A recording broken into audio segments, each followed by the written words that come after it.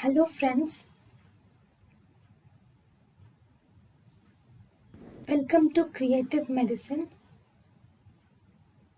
In this lecture, we will learn about Dry cough.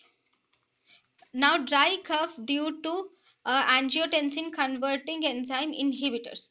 Now, angiotensin converting enzyme inhibitors will cause dry cough. It is seen in around 4 to 16% of patients. Actually, angiotensin converting enzyme inhibitors will block the metabolism of bradykinin. So, there is increased levels of bradykinin are seen in the blood, which are responsible for the dry cough, which is seen in angiotensin converting enzyme inhibitors. This will occur within 1 to 8 weeks of therapy. We can see this dry cough to occur.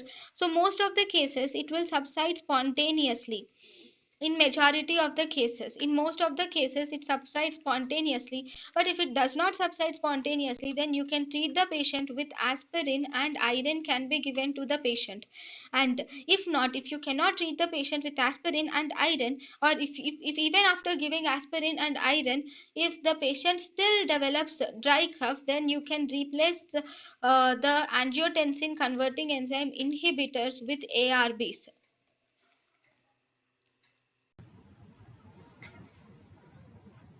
thank you and thank you for watching.